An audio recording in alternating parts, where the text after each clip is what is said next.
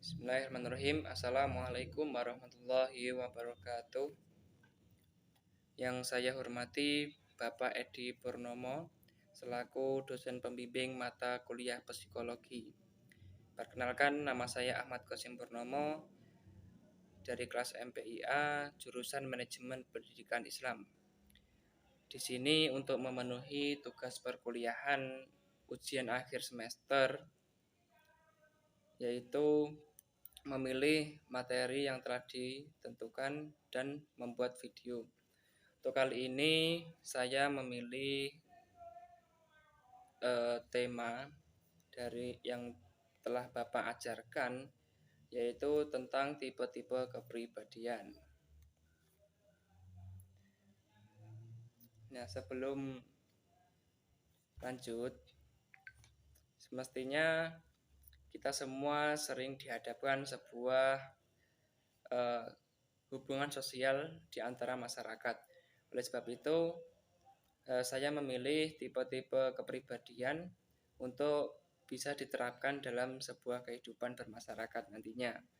Untuk itu, langsung saja kita ke poin pertama atau poin yang akan kita bahas, yaitu kepribadian secara umum, kepribadian menurut para ahli, pengertian dan pembagian kepribadian.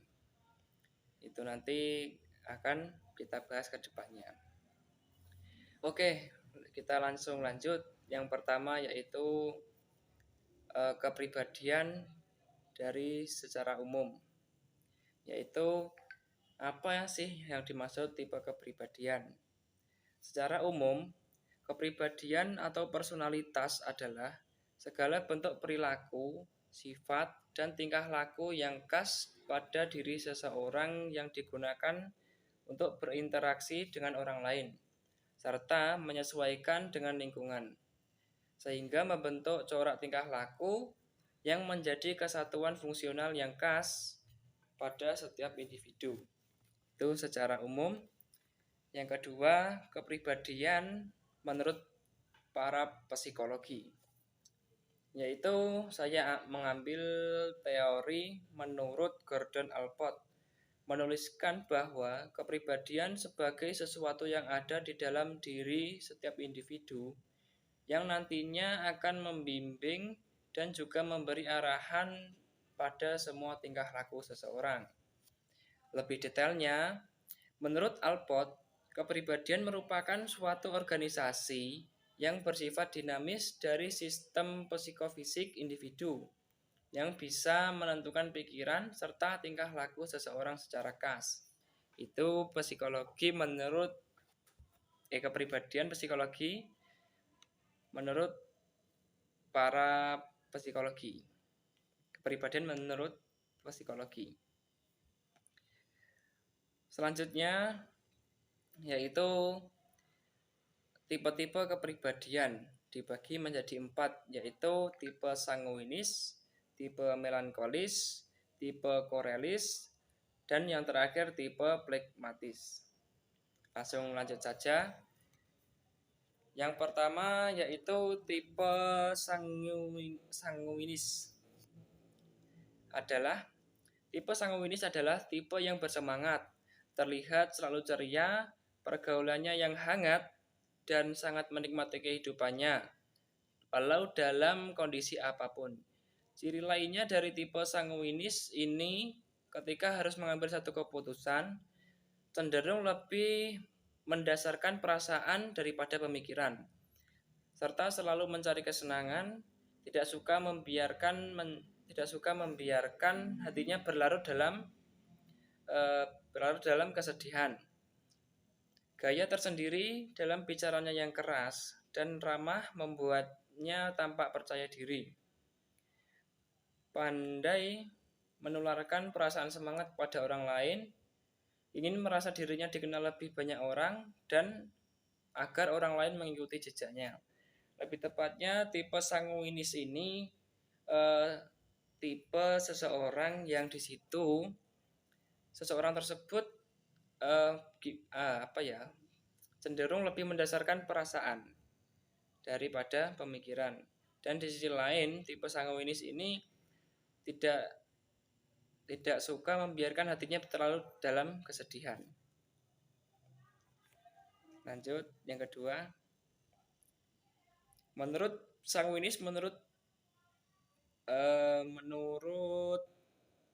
pakar psikologi atau menurut Costa dan Max Kerr, mendefinisikan karakter sanguinis sebagai representasi kuantitas dan intensitas interaksi antar pribadi yang membutuhkan stimulasi dan kapasitas untuk merasa bahagia. Ada dua kualitas dasar dalam karakter sanguinis, yakni keterlibatan antar individu dan antusiasme. Yakni mereka yang berkarakter sanguinis biasanya memiliki sifat ekstrovert, yakni seseorang yang terbuka, mudah bergaul, suka bersosialisasi, tegas, komunikatif, aktif, dan ceria. Dalam hal ini, tipe sanguinis lebih suka bersenang-senang, lebih suka dengan kesenangan. Jarang tipe ini merasa sedih. Dalam arti tipe ini bisa menyembunyikan kesedihannya dan bisa memperlihatkan seseorang yang terlihat bahagia begitu. Dalam arti bisa menyembunyikan kesedihannya. Lanjut yang kedua, yaitu tipe melankolis. Tipe kepribadian ini dikatakan pula pemikir dan sempurna, merupakan tipe manusia yang dalam pergaulannya bersifat temperamen, memiliki sifat seni yang tinggi, akurasi, pemikirannya lebih akurat, terkadang sangat sensitif, bakatnya menonjol, dan dia rela berkorban demi apapun yang dibelanya. Ia juga suka menyalahkan dirinya sendiri, yang terkadang menjadi rendah diri. Tipe melankolis ini dikatakan pribadi yang cerdas karena selalu memikirkan langkah apa yang akan diambil dalam menyelesaikan problem solving, memecahkan masalah, walau dalam pengambilannya begitu lama. Tipe melankolis ibarat orang yang suka bekerja di balik layar, tidak ingin terlalu dirinya menjadi pusat perhatian. Selanjutnya, sudut pandang melankolis dari para ahli. Menurut Patti 1982,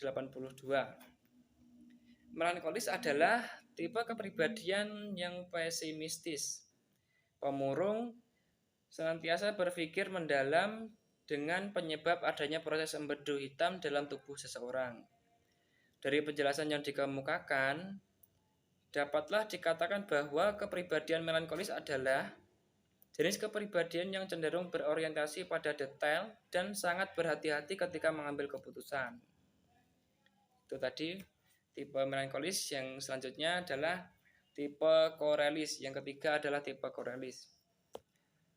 Tipe korelis adalah tipe kepribadian ini dikatakan pula kuat, dan pelaku adalah tipe manusia yang sangat ambisius, mempunyai kemampuan kuat dalam menanggapi sesuatu yang diinginkan. Cirinya yaitu terlihat berapi-api, aktif, praktis, cekatan, mandiri, independen. Dan di sisi lain gayanya bersikap tegas dan berpendirian keras, tidak gampang terpengaruh dengan lingkungan. Dan ide rancangan tidak pernah habis. Tapi di sisi lain memiliki kelemahan. Seorang korelis adalah emosinya mempunyai temperamen yang meledak-meledak. Artinya emosinya itu mudah keluar, atau orangnya itu mudah marah-marah lah dalam kehidupan sehari-hari begitu. Terus tidak mudah bersimpati kepada orang lain. Ia cenderung dominan dan berjiwa kepemimpinan, menyadari kesalahannya dan kemudian memperbaiki kesalahannya. Selanjutnya dari para ahli, tipe korelis dipahami sebagai kategorisasi kepribadian yang mengedepankan logika, keras kepala, mudah marah, tetapi memiliki kemauan yang keras. Orang koleris juga dikenal tidak terlalu suka akan basa-basi, lebih senang melakukan berbagai hal sendiri, dan hanya nyaman saat bersama rekan dengan ketertarikan pada hal yang sama. Untuk bahasa yang mudah dipahami, itu seseorang korelis itu akan lebih terbuka kepada seseorang yang sefrekuensi dengan dia, begitu. Dan di sisi lain, orang korelis diyakini bisa mengatur diri sendiri dan tujuan masa depan dengan baik. Dapat merumuskan tujuan masa depan dengan baik. Oleh karena itu, orang dengan tipe kepribadian ini kerap menjadi pribadi yang produktif dan suka akan kebebasan dalam hidup. Begitu. Selanjutnya, yang keempat adalah tipe phlegmatis. Tipe phlegmatis adalah tipe kepribadian yang damai dan pengamat. Adalah tipe manusia yang memiliki sifat pendamai, tidak suka kekerasan, tetapi merupakan orang yang mudah diajak bergaul, ramah, dan menyenangkan. Humoris merupakan pribadi yang sangat konsisten, tenang, dan jarang sekali terpengaruh dengan lingkungannya, tidak pernah terlihat gelisah di balik pribadinya yang dingin dan malu-malu. Tipe ini memiliki kemampuan untuk lebih dapat merasakan emosi yang terkandung pada sesuatu.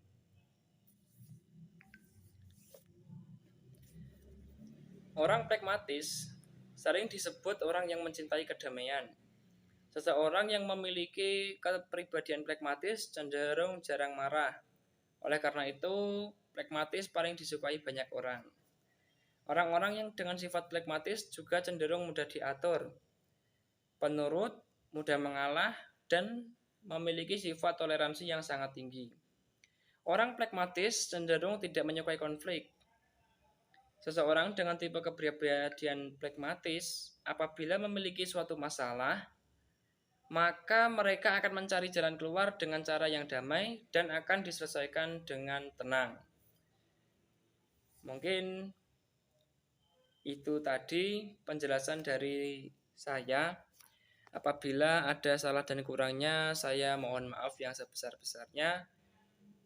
Untuk presentasi saya akhiri. Wallahul muwaffiq ila aqwamit thoriq. Wassalamualaikum warahmatullahi wabarakatuh.